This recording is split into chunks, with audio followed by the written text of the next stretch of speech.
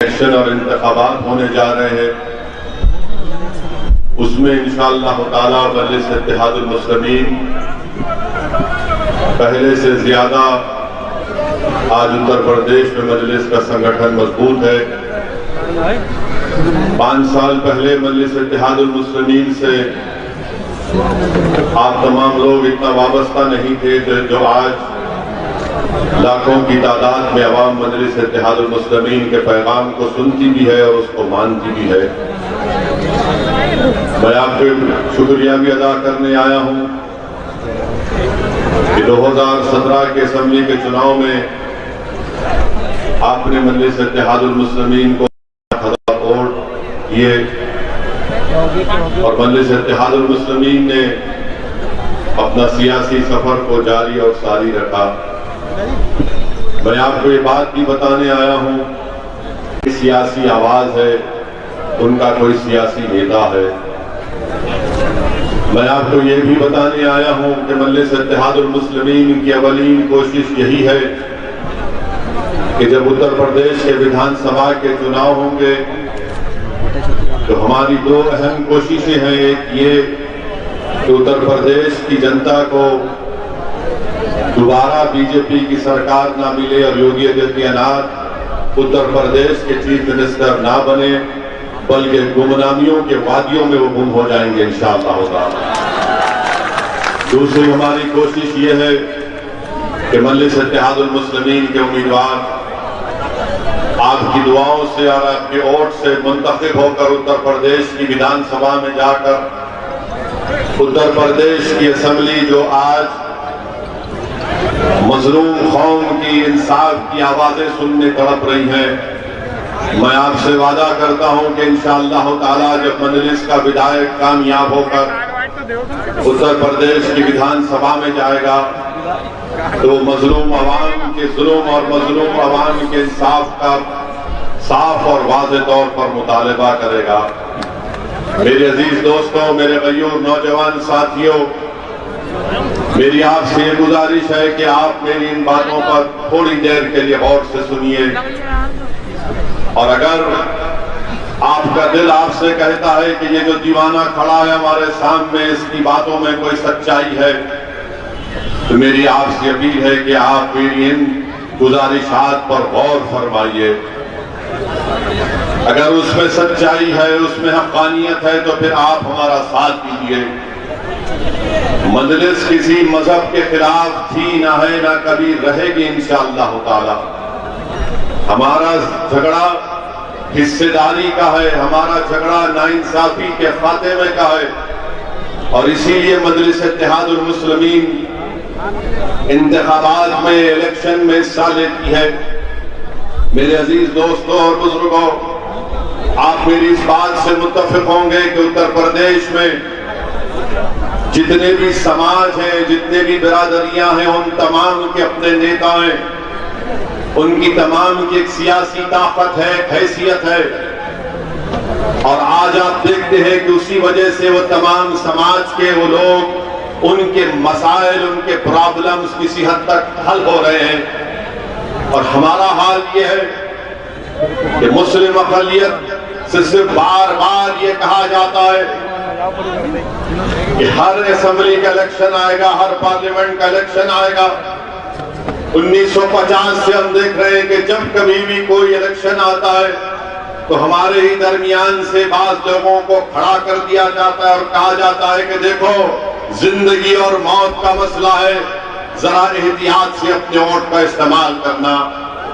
मैं पूछना चाहता हूं, भारत को आजाद होकर 75 साल के करीब हो चुके हैं, कितने असेंबली और पार्लियामेंट के चुनाव हो गए कि हर चुनाव से पहले जिंदगी और मौत की बात होगी और चुनाव के बाद हम रोज मरते हैं। हमारे बच्चे और बच्चियों को स्कूल नहीं मिलता, डिग्री कॉलेज नहीं मिलता, नौकरियों में हिस्सा नहीं मिलता, पुलिस के जुल्म का खात्मा नहीं होता, नौजवानों को रोजगार नहीं मिलता, मगर उत्तर प्रदेश की जेलें उनकी जवानी को बर्बाद कर देती हैं और अगर जिंदा बच जाते हैं तो बाहुबली और गैंगस्टर के नाम पर उनके पेट और पैर में गोली मार दी जाती है।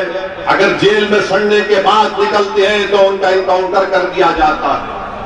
मेरे पास आदादोशुमार है, डेटा है मेरे पास। और जब हम ये बात करते हैं तो हमारे मजलिस के मुखालिफीन कहते हैं कि असदुद्दीन ओवैसी भड़काऊ भाषण करता है। मैं आज भी चैलेंज कर रहा हूं, कल भी चैलेंज करता रहूंगा। तुम मेरे इन सवालात का जवाब दो। क्या मेरे सवालात में अगर उसमें सच्चाई है तो फिर बताओ तुमने क्या किया। 2019 के पार्लियामेंट के चुनाव हुए तो समाजवादी पार्टी और बहुजन समाज मिलकर इलेक्शन लड़े। आखिर क्या वजह है कि आपके सिर्फ 15 सांसद कामयाब हुए सपा के और बसपा के, बाकी पर बीजेपी और एनडीए के साथी कामयाब हो गए।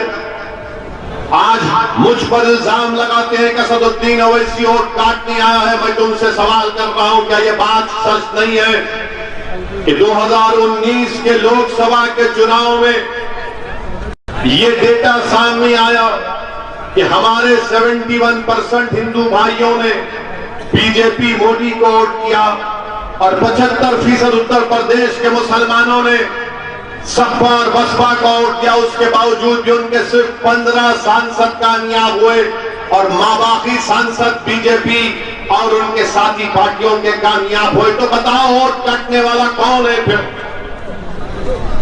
वोट किसने काटे? इसका जवाब नहीं देते। समाजवादी पार्टी के अखिलेश यादव के परिवार के 3 लोग इलेक्शन हार गए, इसका जवाब नहीं देते। जवाब सवाल मुझसे करते हैं कि भारत के किसी कोने में अगर असदुद्दीन ओवैसी चला जाता है तो सवाल मुझसे करते हैं कि तुम यहां पर क्यों आए, तुम्हारी क्या जरूरत है यहां पर, तुम भी टीम हो, तुम वोट काटने वाले हो। मेरा सवाल उन लोगों से है कि बताओ, जब 2019 के पार्लियामेंट के चुनाव में सपा और बसपा मिलकर मुकाबला किए तो कहां गया तुम्हारा वारी वोट, कहां गया तुम्हारा जाता वोट, कहां गया तुम्हारा शेड्यूल कास्ट का वोट? क्यों तुम्हारे 15 उम्मीदवार सांसद बने, बाकी पर क्यों कामयाबी नहीं मिली? इसका कोई जवाब नहीं। तो मालूम हुआ कि इनका वोटर खुद मोदी को वोट डालकर आ गया। 2017 के असेंबली के इंतखाबात हुए, कांग्रेस और सपा मिलकर लड़े, क्या नतीजा निकला? 300 के करीब बीजेपी के विधायक कामयाब हुए और लोकसभा के चुनाव में मजलिस का कोई उम्मीदवार नहीं था, कोई उम्मीदवार नहीं था लोकसभा के चुनाव में मजलिस का। इसके बावजूद भी आप बीजेपी को नहीं हरा सके। मुझ पर इल्जाम लगाने वालों, सुनो हमने क्या किया, हम तुमको बताते हैं। मैं आपको भी बताना चाहूंगा कि औरंगाबाद महाराष्ट्र में 21 साल से शिवसेना का एमपी जीतता था। औरंगाबाद की सीट पर मजलिस ने अपना उम्मीदवार इम्तियाज जलील को खड़ा किया तो इम्तियाज जलील ने 21 साल के शिवसेना के एमपी को हराकर वहां पर मजलिस इत्तेहादुल मुस्लिमीन के उम्मीदवार को कामयाब किया। जो काम कांग्रेस, राष्ट्रवादी कांग्रेस नहीं कर सकती, काम मजलिस इत्तेहादुल मुस्लिमीन ने औरंगाबाद से कर दिखाया। बताओ, अगर हम वहां पर शिवसेना को हरा सकते तो क्या यहां पर शिवसेना के सगे भाई बीजेपी को नहीं हरा सकते उत्तर प्रदेश में? आप बताइए फिर कैसे हुआ? 3 सीट पर ओवैसी की पार्टी लड़ती है लोकसभा के चुनाव में। हैदराबाद के अवाम को सलाम, हमने बीजेपी को हराया, औरंगाबाद में शिवसेना को हराया और किशनगंज बिहार से अख्तरुल ईमान हमारे मौजूदा सदर बिहार ने 3 लाख वोट हासिल किए, वहां पर कांग्रेस का उम्मीदवार जीता। फिर ये इल्जाम लगाते बिहार को ओवैसी गए थे, 5 इनके विधायक जीत गए। तो बताओ, अगर मेरी बात सच है, मैं आज भी कहता हूं, आओ तुम एक मंच पर आकर बात कर लो, मुझसे बहस कर लो कि असदुद्दीन ओवैसी के इलेक्शन लड़ने से बीजेपी को फायदा होता है या नुकसान होता है। कोई सामने नहीं आ सकता, कोई बैठ नहीं सकता 5 मिनट मेरे सामने। बिहार के बारे में 19 सीट हम लड़े, 5 पर हमारे विधायक कामयाब हुए।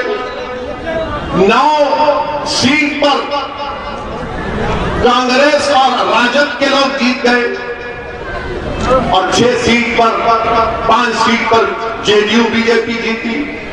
और फिर ये तमाम लोग कहते हैं वोट काटता है, ध्रुवीकरण करता है, पोलराइजेशन करता है। अरे अगर पोलराइजेशन मैं करता तो पूरे 19 के 19 मुझे जीतना चाहिए था, पूरे 19 के 19 मुझे जीतना चाहिए था, मगर खुद हारते और इल्जाम असदुद्दीन ओवैसी पर लगाते। 5 विधायक हमारे जीते तो पूरे भारत में तूफान मच गया कि कैसे मजलिस के एमएलए जीत कर आ गए बिहार में। इसलिए जीते क्योंकि बिहार की सीमांचल का जो हिस्सा है वो सबसे पसमानदा बैकवर्ड इलाका था। हमने सीमांचल की लड़ाई का आगाज किया, ये नहीं देखा कि सीमांचल पर बसने वाला किस मजहब का है, किस जात का है, किस बरादरी का है। हमने सीमांचल के इंसाफ की बात की तो सीमांचल की जनता ने लब्बैक और कहा कि मजलिस को वोट देंगे।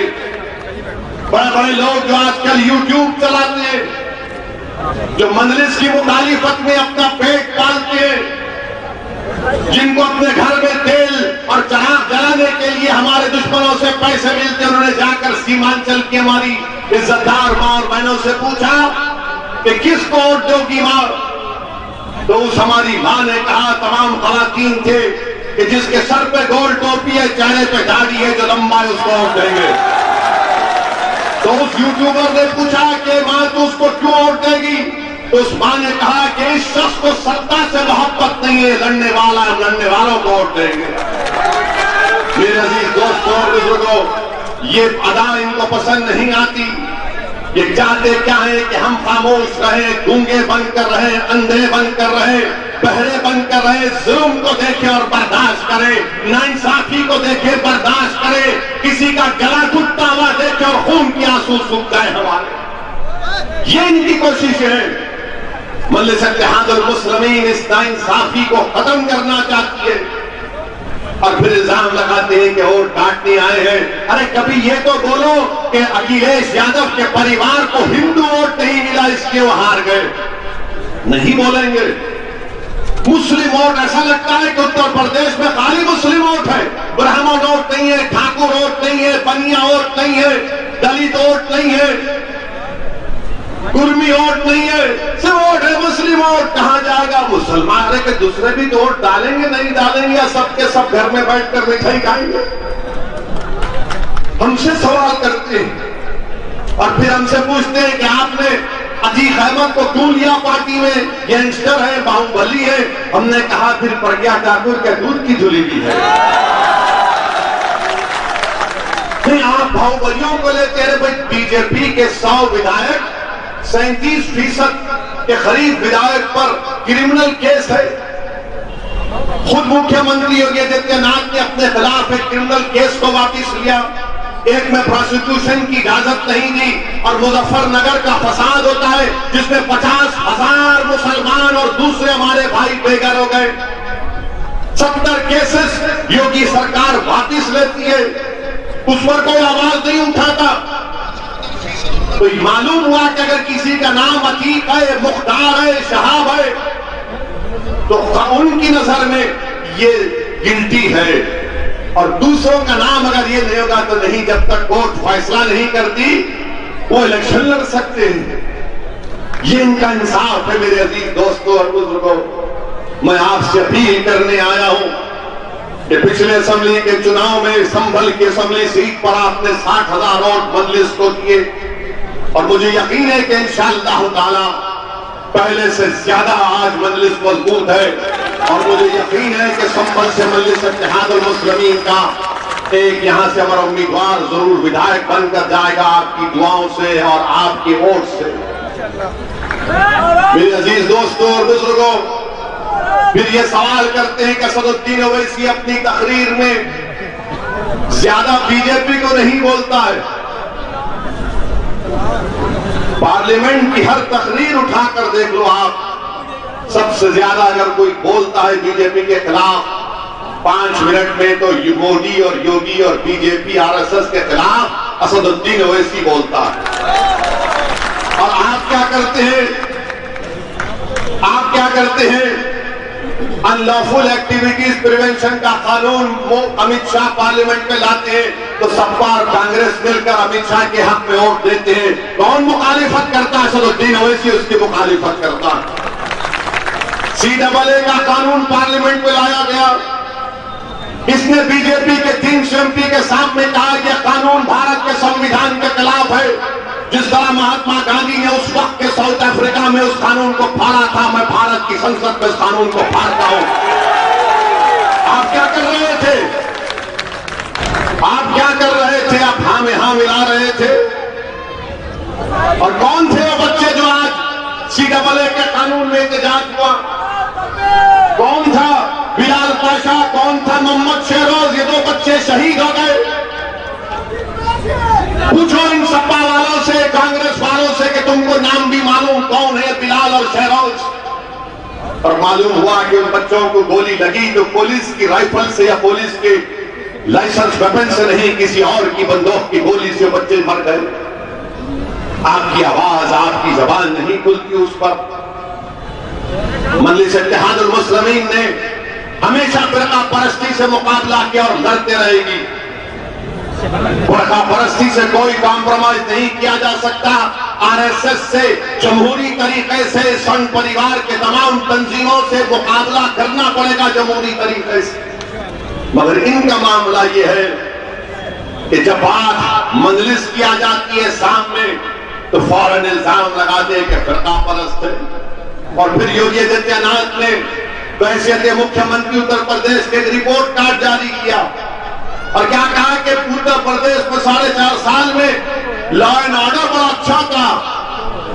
अच्छा, तो बताइए बाबा, उत्तर प्रदेश में 2019 का नेशनल क्राइम रिकॉर्ड्स ब्यूरो कहता है कि उत्तर प्रदेश में 5000 से ज्यादा फिरका परस्त केसेस पुलिस ने रजिस्टर किए। तो कौन से अमन की आप बात कर रहे हैं?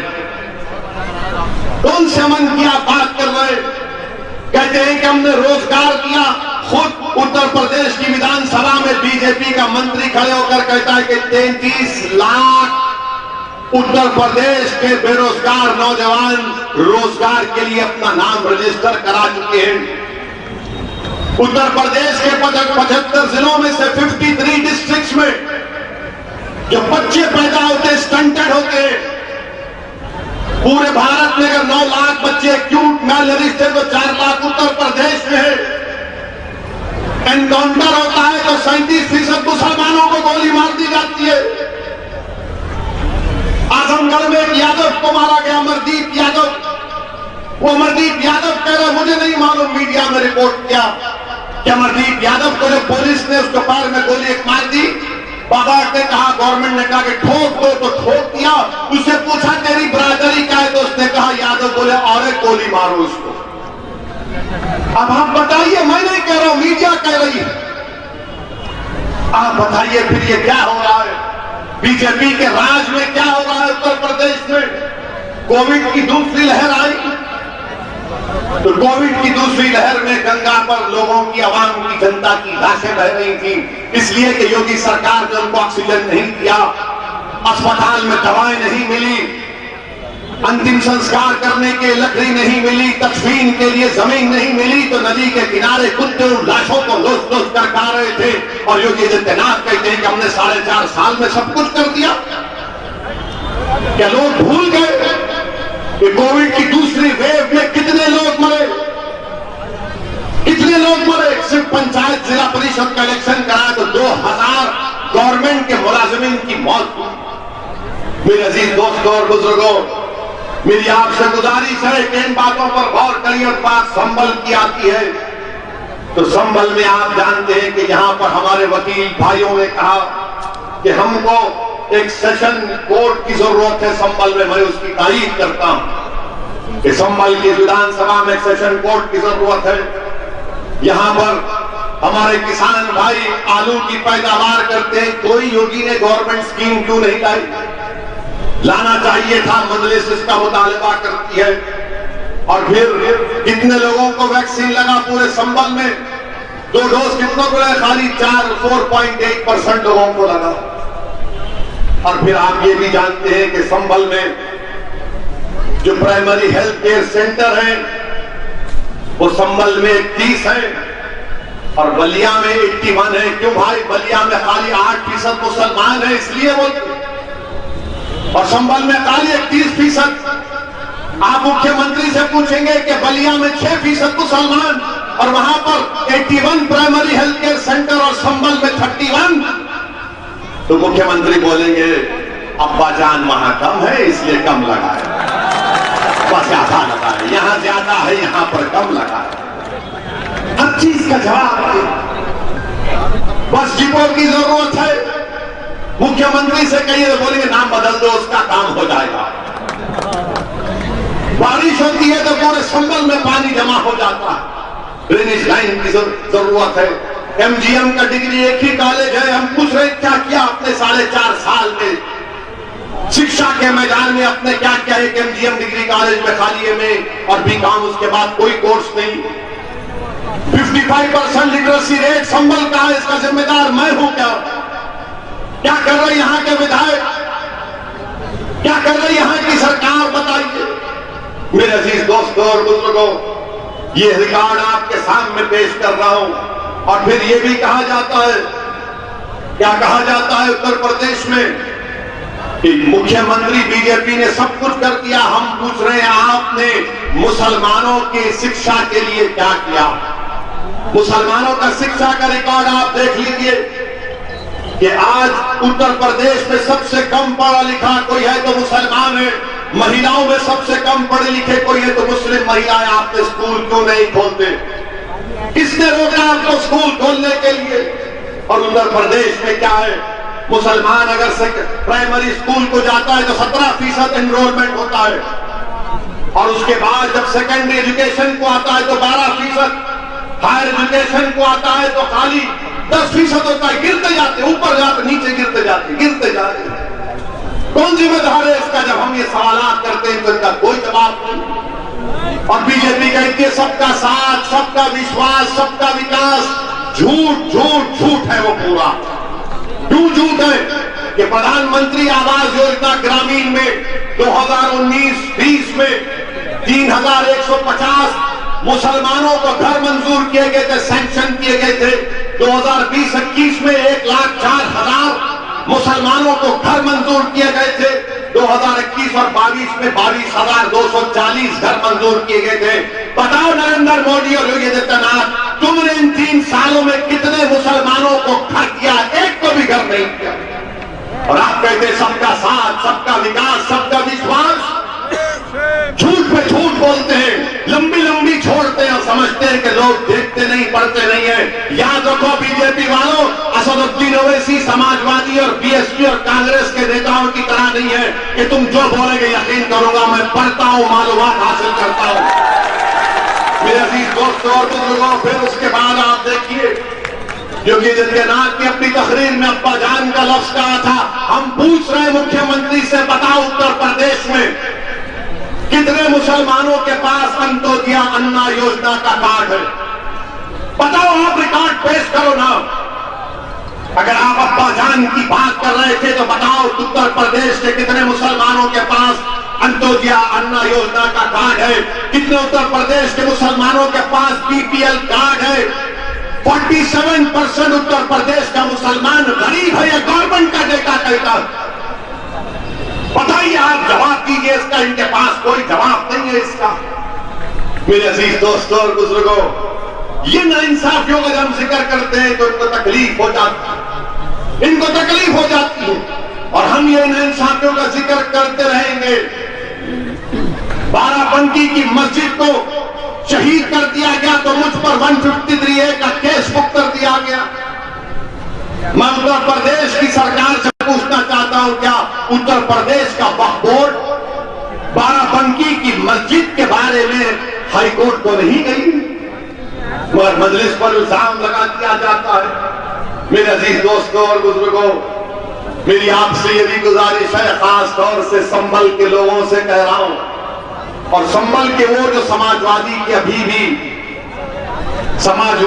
अभी भी बातों में आकर ख्वाब गफलत सो रहे, मेरी बात का याद रख लो। जब 2000 2024 में पार्लियामेंट का इलेक्शन होगा, तो जो 2004 में समाजवादी पार्टी के सांसद थे, अब उनका पोता संभल के पार्लिमानी हलके में फिर रहा है। तो दादा चाहते हैं कि पोता 24 में संभल से एमपी बन जाए। अब संभल के दादा को सोचना है कि उनके पोते का क्या होगा। समझा ना आपने? अब उनको सोचना है। वो जो 2004 में सपा के सांसद थे, उनका पोता, उसके पोस्टर लगना शुरू हो गए, क्योंकि 2024 में वो चाहते हैं, वो दादा चाहते हैं कि मेरा पोता संभल से एमपी बन जाए, सांसद बन जाए। अब आप बताइए, ये कहां तक अपने लोगों को लेकर आएंगे? वोट तो हमारा ले लेंगे, राज वो करेंगे, और जब असदुद्दीन ओवैसी हिस्सेदारी की बात करेगा तो कहेंगे कि नहीं वोट का बंटवारा होगा। अब आप मजलिस की मुखालिफत में सुनेंगे, नहीं बंगाल में क्या हुआ था, बंगाल में सब एक होकर वोट किए। मैं पूछना चाहता हूं, जो लोग बंगाल की मिसाल देते, बताओ क्या बंगाल में पुलिस के रिक्रूटमेंट का एप्लीकेशन दिया गया? 1000 मुस्लिम बच्चियों ने 1000 मुस्लिम बच्चों का दरखास्त एप्लीकेशन रिजेक्ट कर दिया गया। क्यों? क्योंकि उनके वो हिजाब पहनी हुई थी। हिजाब पहनी हुई थी तो ममता बनर्जी की सरकार ने उनका एप्लीकेशन रिजेक्ट कर दिया। कब तक आप ममता, अखिलेश, राहुल या फिर बीएसपी के नेताओं के मुस्तकबिल को संवारेंगे? कब तक आप इनको ताकत देंगे और खुद कमजोर होते रहेंगे? मैं आपसे अपील करने आया हूं कि हराएंगे जरूर बीजेपी को इंशाअल्लाह, मगर ताकतवर होकर हराएंगे। कब तक आप अपने बच्चों के बारे में सोचो? आने वाले 20 साल के बाद ये मासूम बच्चे जब तुमसे सवाल करेंगे कि बताओ तुमने हमारे लिए क्या किया, तुमने हमको कमजोर करके क्यों छोड़ दिया, क्या जवाब देंगे आप? कि हमने इस सपा के लीडर को नेता बनाया, कांग्रेस के लीडर को नेता बनाया, बीएसपी के लीडर को नेता बनाया। तो तुम्हारी बेटी और तुम्हारा बेटा तुमसे सवाल करेगा कि अब्बा घर में चिराग नहीं जलता, खाने को खाना नहीं है, स्कूल को जाने के लिए फीस नहीं है। और याद रखिए, जब तक आपके पास सियासी ताकत नहीं आएगी, आपके हमारे मसाइल हल नहीं होते। ये भारत की जमहूरियत की तल हकीकत है, ये भारत की जमहूरियत की तल हकीकत है मेरे अजीज दोस्तों और बुजुर्गों। इसीलिए मैं आपसे अपील करने आया हूं कि मजलिस इत्तेहादुल मुस्लिमीन के आपने अपने वोट का इस्तेमाल करिए। लोग बहुत से आएंगे, बहुत से बातें करेंगे, मगर ये जानते हैं कि जो दलील असदुद्दीन ओवैसी देकर जा रहा है, उन दलीलों का जवाब नहीं दिया जा सकता। इनके पास कोई जवाब नहीं है, मगर सिर्फ डरा डरा कर वोट हासिल करते हैं। अरे कि कौन सा इलेक्शन नहीं हुआ? अब इलेक्शन आएगा तो कहेंगे अरे बीजेपी आ जाएगी, वो आ जाएगा, ये आ जाएगा। अरे भाई आ जाएगा तो फिर रोकने की तरकीब क्या है? रोकने की तरकीब ये है कि तुम खामोशी से सिर्फ हमको वोट डालो और उसके बाद हम देखते हैं। मेरे अजीज दोस्तों और बुजुर्गों, अपने वोट का सही इस्तेमाल करिए। मजलिस इत्तेहादुल मुस्लिमीन के हक में अपने वोट का इस्तेमाल करिए। डरने और घबराने की जरूरत नहीं है। पूरे मुल्क में और उत्तर प्रदेश में अगर बीजेपी जीत रही है तो आपकी वजह से नहीं जीत रही है। मैं आपसे एक सवाल करता, हाथ उठाकर जवाब दीजिए, क्या आपने बीजेपी को कभी वोट दिया? किसी ने दिया वोट बीजेपी को? आपने बीजेपी के खिलाफ वोट दिया ना? कितनों ने बीजेपी के खिलाफ वोट दिया? हाथ उठाइए। तो फिर उत्तर प्रदेश में बीजेपी कैसे जीती? कैसे जीती बताइए ना। क्या मैंने आपको आकर कान में फूंक कर कहा, कैटल कुर्सी पर फूंक दिया, कहा जाके वोट डालो मोदी को? कैसे जीती? जीती आपके और मुस्लिम वोटों से बीजेपी नहीं जीत रही है। बीजेपी जीत रही है क्योंकि इनका वोटर, बसपा का वोटर, समाजवादी का वोटर, कांग्रेस का वोटर मोदी के गोद में बैठकर चाय पी रहा। और आपको बताया जाता है, आपको डराया जिम्मेदारी आपके कंधों पर डाली जाती है, घंटी हमारे गले में डाल दी जाती है कि देखो वोट मत दो। अरे तुम्हारा वोटर कहां गया बताओ, तुम्हारा वोटर कहां गया? मगर मजलिस जैसे आती है नहीं। और मैं इन तमाम को बता रहा हूं, आपके दरमियान में कह रहा हूं, मजलिस उत्तर प्रदेश में भारत के किसी कोने में जाती है, सिर्फ इलेक्शन के हद तक नहीं। मैं आपको वादा किया था 5 साल पहले भी और आज भी दोहरा रहा हूं, जब तक अल्लाह मुझे जिंदा रखेगा मैं उत्तर प्रदेश को आता रहूंगा, जब तक अल्लाह मुझे हयात देगा मैं तुम्हारे दरमियान में रहूंगा। हमारी आवाज उठनी चाहिए। बताओ जीरो, उत्तर प्रदेश में मुसलमानों के वोटों की कीमत क्या है बताओ? पूछो अखिलेश यादव से, पूछो बहन जी से कि मुसलमानों के वोटों की कीमत क्या है बताओ? जवाब पूछो उनसे, आपको हक पहुंचता है, मुझे जवाब दो। तो बोलेंगे इस तरह का सवाल नहीं करना, इस तरह का सवाल नहीं करना, हम सब एक है। अरे एक है तो फिर कमजोर मैं क्यों होता हूं? अगर एक है तो मेरे बच्चों को तालीम क्यों नहीं मिलती? अगर एक है तो मेरा नौजवान गोलियां क्यों खाता है पुलिस के? अगर एक है तो भूखा मैं क्यों मरता हूं? अगर एक है तो गरीबी और मुफलिसी मेरा मुकद्दर क्यों बन जाता है? इसका जवाब देंगे तो बोले नहीं, मिलके मिलके ही तो है ना। जब मिलके रहते हैं तो फिर तुमको मेरी तकलीफ नजर नहीं आती? तुम दौड़ रहे हो और मैं लंगड़ा हो चुका हूं, तुम्हारे पास दौलत है और मैं भिखारी बन चुका हूं, इसलिए कि हमारे पास एक सियासी ताकत नहीं है।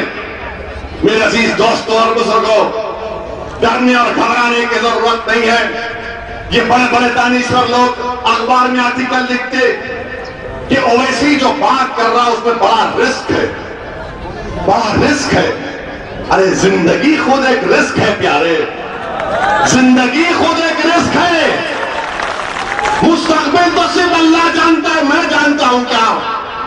अल्लाह की जात पर तवक्कल करके इंसान कूद जाता है कि अल्लाह तेरे नाम पर, तेरी जात पर भरोसा करके हक की सरबलंदी के लिए कदम बढ़ाओ, मेरी दास रख ले तू। यही काम तो मजलिस करती है। तो बड़े रिस्क है ओवैसी के बातों में। कौन सा रिस्क है, कौन सा रिस्क है बताइए आप? तुमने किया क्या, तुमने दिया क्या? मेरे अजीज दोस्तों और बुजुर्गों, मेरी आपसे नमन गुजारिश है कि हमको मुत्तहिदा अपने वोट का इस्तेमाल करना है। और फिर क्या बोले? अरे छोड़िए ना, छोड़िए, ये लोग हमको अपना चाचा जान के। उत्तर प्रदेश का जो भी गरीब है, जो कमजोर है, जिस पर जालिम जुल्म कर रहा है, उसका बाप असदुद्दीन ओवैसी है। उत्तर प्रदेश में जो गरीबों का खून चूस रहा है, उत्तर प्रदेश में जो महिलाओं पर जुल्म कर रहा है, उनका भाई असदुद्दीन ओवैसी है। हाँ, अगर तुम समझते हो कि गरीबों का, बेजुबानों का साथ देना अब्बा बनाता है, तो मैं तुम्हारा भी अब्बा हूं, याद रखो। चाचा जान है क्या? इरादा क्या है तुम्हारा? पूछ कर आए अपने बाप से कि किसको चचा कहना। 2018 में क्या तुमने योगी आदित्यनाथ के पास जाकर भीख नहीं मांगी कि मुजफ्फरनगर के कांड में जिन तुम्हारे बरादरी के लोगों पर मुस्लिम महिलाओं का रेप करने का इल्जाम लगाया गया था, उन पर से केस हटा लो? चचा जान, अरे याद रखो, तुम मेरी जबान का मुकाबला नहीं कर सकोगे कभी। जाकर भीख मांगते। और जब मुजफ्फरनगर का कांड चल रहा था, जो तुम्हारे घर के सामने बच्ची तुमको चचा पुकारती थी, उसको खेतों में ले जाकर इज्जत खोदी गई, तो कहां गई तुम्हारी मोहब्बत? तुम क्या गुड़ गा रहे थे, हुक्का मार रहे थे? ये इनका बात, ये कोई अब्बा जान, वो कोई चचा जान। अरे ये मुद्दों पे आओ, बताओ कि 2017 के चुनाव में क्या तुमने बीजेपी का साथ नहीं दिया था? किसकी महापंचायत, किसकी खाप थी वो बताओ? तो कान में रुई रखेगी भी तो सच्चाई तुम्हारे भेजे में उतर जाएगी, याद रखो। मेरे अजीज दोस्तों और बुजुर्गों, मुझे कोई फिक्र नहीं, मुझे क्या बोलते बोलो, जो गाली देना है मुझे दो, मुझे उसकी परवाह नहीं, क्योंकि मेरा मानना यह है कि मेरी इज्जत देने वाला मेरा अल्लाह है, मुझे रिज़्क़ देने वाला अल्लाह है, मुझे जिंदा रखने वाला अल्लाह है, मेरी जान देने वाला अल्लाह है। और ये लोग जो दिल में आया बोलो, क्योंकि जो बोलता है ना वो अपने जहन की गंदगी को अपनी जबान पर लाता है। जितनी देर मैंने गुफ्तगू की, एक बात बताओ जो मैंने किसी समाज के खिलाफ कही, बताओ आप, मैंने किसी समाज के खिलाफ कोई बात कही?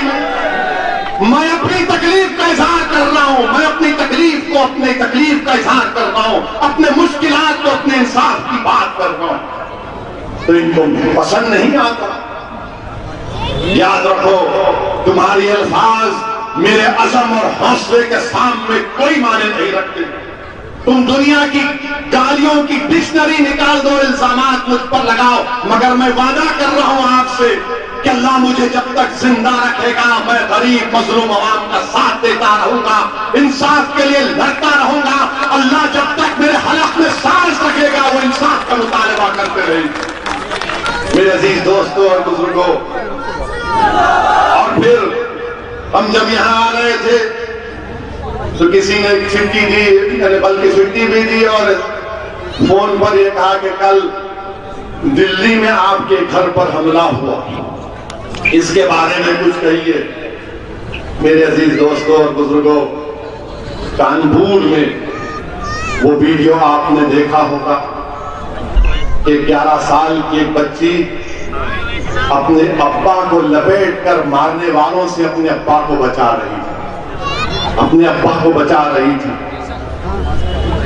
और जब उसको मारते हैं पुलिस की मौजूदगी में कानपुर में, असदुद्दीन ओवैसी कौन सी खेत की बोली, जब सरेआम रोड पर मारा जाता है, उस बच्ची के जहन में क्या बैठा होगा कि मैं जब 11 साल की थी तो मौत ने मेरे अब्बा को लपेट कर मारना शुरू कर दिया। मगर मैं उस बच्ची को एक पैगाम देना चाहता हूं,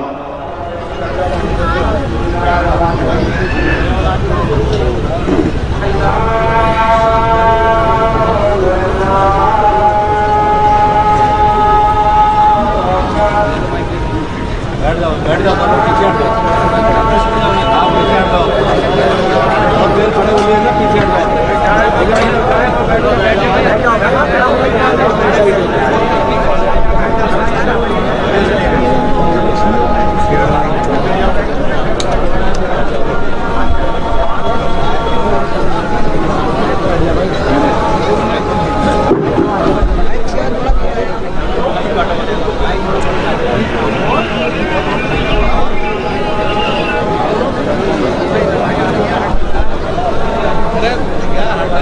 हवा आ जाने दो।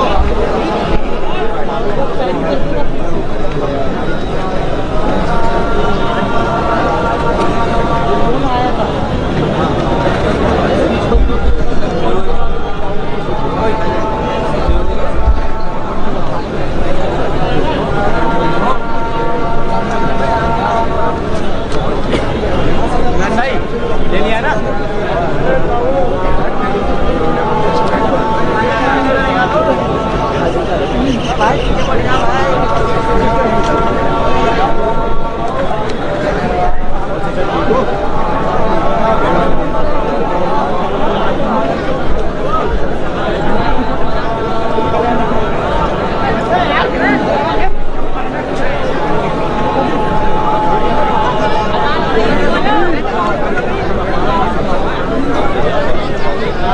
बिस्मिल्लाहिर्रहमानिर्रहीम।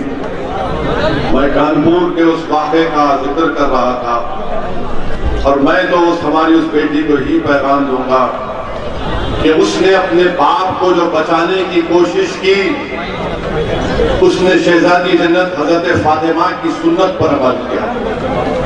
इसलिए कि जब शहजादी जन्नत कम उम्र थी तो आपने देखा कि अबू जहल रसूलुल्लाह सल्लल्लाहु अलैहि वसल्लम के बारे में गुस्ताखी करता है, तो हजरत फातिमा ने उसको कहा था कि तू मेरे अब्बा मोहम्मद मुस्तफ़ा सल्लल्लाहु अलैहि वसल्लम की शान में गुस्ताखी करने की जरूरत करता। मैं सलाम करता हूँ उस बच्ची की जरूरत को और अल्लाह से दुआ करता हूँ कि अल्लाह ऐसे और बच्चियां पैदा करे जो अपनी बाप की इबादत करेंगे इंशाअल्लाह। मगर जब वो हादसा हुआ था सदुद्दीन ओवैसी का क्या घर, जब मुजफ्फरनगर में 50,000 लोग अपने घर बार को छोड़ने मजबूर हो गए, तो मेरा एक घर की उसकी क्या कीमत और अहमियत। मेरे अजीज दोस्तों और बुजुर्गों, जब संभल में हमारे 2 मासूम बेटे मर गए जिनका नाम बिलाल और मोहम्मद शहरोज, असदुद्दीन ओवैसी के घर की क्या कीमत। अरे तुम्हारा घर आबाद है तो मेरा घर आबाद है, तुम्हारी औलाद अच्छी है तो मेरे घर में मेरी औलाद अच्छी रहेगी, तुमको इंसाफ मिलेगा तो मुझे भी मिलेगा। मगर मेरे घर पर हमला, कोई बात नहीं, तुम क्या क्या करना चाहे कर लो, मेरे कदम डगमगाने वाले नहीं है, मेरे कदम डगमगाने वाले नहीं है। याद रखो, अगर तुम इस तरह की बुज़दिलों की हरकत करके समझते हो कि असदुद्दीन ओवैसी के कदम डगमगाएंगे, तो याद रखो मौत मुझे रोक सकती, तुम्हारे ये इस तरह की हरकतें मुझे नहीं रोक सकेगी इंशाअल्लाह। और मैं आपसे वादा करके जा रहा हूं कि अल्लाह सुब्हानहू व तआला ने नबी पाक सल्लल्लाहु अलैहि वसल्लम के सदक़े और तुफैल में और अहले बैत के सदक़े और तुफैल में अल्लाह ने मुझे अगर कुछ भी सलाहियत दी तो इंशाअल्लाह ताला मैं दुनिया से जाने से पहले ऐसे नफूस छोड़कर जाऊंगा कि संभल में, उत्तर प्रदेश में, पूरे भारत में असदुद्दीन ओवैसी से बेहतर मजलिस के नेता पैदा होंगे। तुम मेरे घर पे आके पत्थर फेंकते हो तो तुम मेरे घर पर पत्थर या कुड़ारी से मेरे नाम को नहीं तोड़ रहे हो, तुम भारत को कमजोर कर रहे हो, तुम भारत के दुश्मन हो, तुम भारत के दुश्मन हो।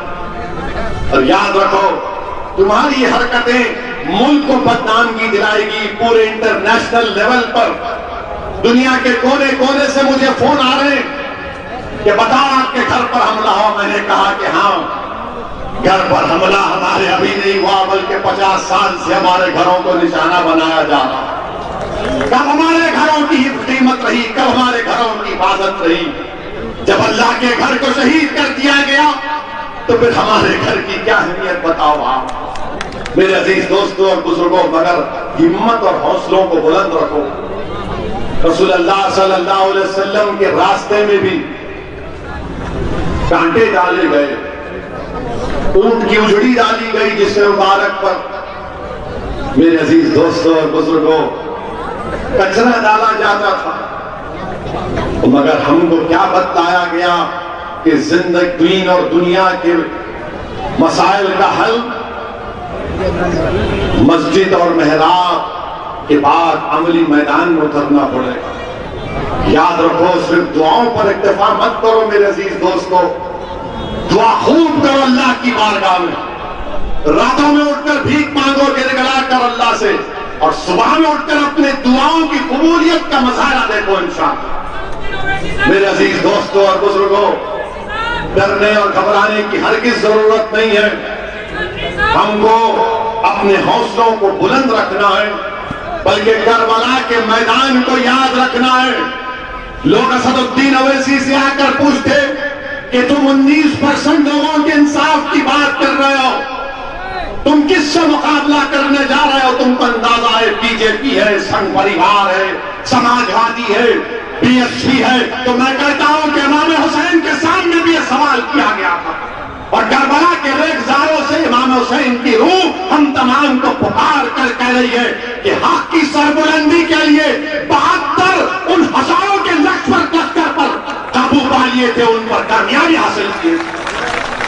मेरे अजीज दोस्तों और बुजुर्गों, डरने और घबराने की जरूरत नहीं है, बल्कि यहाँ पर तो मुझे हमारे मीडिया के लोग भी हमको पूछे, हम बॉबी के घर पे खाना खाए, कबाब भी खिलाए हमको, बोले कि संभल का खास कबाब है। हम बोले ठीक है, यहाँ पर मुझे हमारे मीडिया के लोग बोले आपके घर पे कल ऐसा हुआ। मैंने कहा देखो, मुझे वो शेर याद आया तो मैं लिख लिया पूरा। राहत इंदौरी मरहूम का शेर, अल्लाह राहत इंदौरी की खबर को नूर से भर दे, अल्लाह उनकी मग़फ़िरत फरमाए। तो राहत इंदौरी ने भी क्या खूब कहा था कि अगर खिलाफ है होने दो। क्या कहा था राहत ने? अगर खिलाफ है होने दो। एक साथ बोलो, मजा आएगा। अगर खिलाफ है, जान थोड़ी है। अगर खिलाफ है होने दो, जान थोड़ी है। ये सब दुआ है, ये सब कोई आसमान थोड़ी। राहत इंदौरी ने लिखा था, अब ये उन बुज़दिलों को जो हमारे घरों पर हमला करते हैं, ये उन लोगों के लिए जो मुखन्निसों की फौज लेकर घर पर आते हैं। तो सुनो, तुम्हारे लिए भी राहत इंदौरी ने कहा था, लगेगी आग, लगेगी आग तो आएंगे घर कई जद में। राहत इंदौरी ने कहा था। अब उन पे केस बुक करना है तो अल्लाह के पास है, जाते तुम। लगेगी आग तो आएंगे घर कई सद में। यहां पर सिर्फ हमारा मकान थोड़ी है, यहां पर सिर्फ हमारा मकान थोड़ी है। मैं जानता हूं कि दुश्मन भी कम नहीं, लेकिन मैं जानता हूं कि दुश्मन भी कम नहीं, लेकिन हमारी तरह हथेली में जान थोड़ी है, हमारी तरह हथेली में जान थोड़ी है। और फिर ये कल बोलने वाले बोले इसके बहुत मुंह असरुद्दीन ओवैसी अपने मुंह से बहुत बोलता है। बोलते जबान हमारे, तुम्हारे बाप की जबान हमारे मुंह में नहीं है, याद रखो। राहत इंदौरी ने कहा कि हमारे मुंह से जो निकले वही सदाकत, हमारे मुंह से जो निकले वही सदाकत। हमारे मुंह में तुम्हारी जबान थोड़ी है। और फिर राहत साहब ने लिखा, जो आज साहिब मसनद है कल नहीं होंगे। योगी आज मुख्यमंत्री है, कल नहीं रहेंगे इंशाअल्लाह। जैसे अखिलेश थे, नहीं है। मोदी है, इंशाअल्लाह कल वो नहीं रहेंगे प्रधानमंत्री। जो आज साहिब मसनद है कल नहीं होंगे। किराएदार है, जाती मकान थोड़ी है। और फिर राहत साहब ने उन लोगों को कहा जो हमको कहते हैं खबरस्तान या पाकिस्तान या शमशान, अरे सुनो दीवानो, सबका खून है शामिल यहाँ की मट्टी में, किसी के बाप का हिंदुस्तान छोड़ी। मेरे अजीज दोस्तों और बुजुर्गों, मेरी आपसे अपील है कि मुत्तहदा तौर पर संभल हो या उत्तर प्रदेश की किसी भी विधानसभा में जहां पे मजलिस का उम्मीदवार होगा, आप पतंग के निशान पर पूरे एतमाद के साथ बटन दबाकर मजलिस को कामयाब करिए।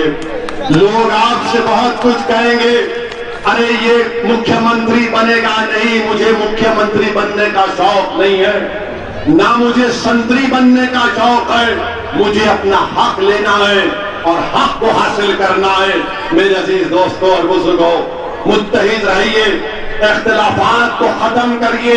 इख्तिलाफात हमको तबाह बर्बाद कर रहे हैं। और मुत्तहिद होने की एक अहम वजह, एक अहम चीज यह है कि अहले बैत सल्लल्लाहु अलैहि वसल्लम से मोहब्बत पैदा करिए।